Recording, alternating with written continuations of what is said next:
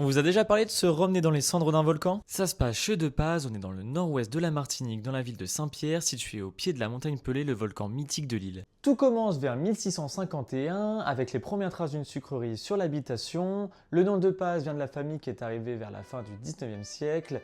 Et l'éruption en 1902 de la montagne Pelée détruira totalement Saint-Pierre et tuera presque toute la population, y compris la famille de Paz, sauf une personne, Victor, car il était étudiant à Bordeaux lors de la catastrophe. Il reviendra en 1917 pour reconstruire la distillerie et l'habitation.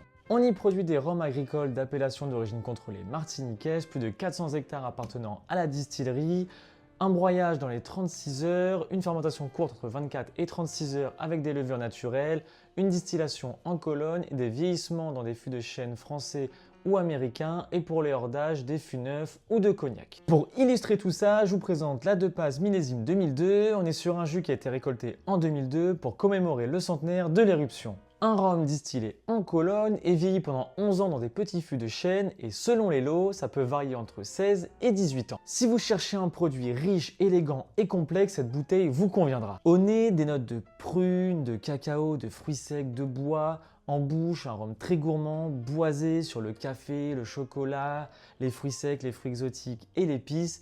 Et une finale généreuse, boisée, épicée et fraîche. Une distillerie emblématique de la Martinique où terroir volcanique et histoire tragique se retrouvent pour produire des rhums puissants, raffinés et mémorables.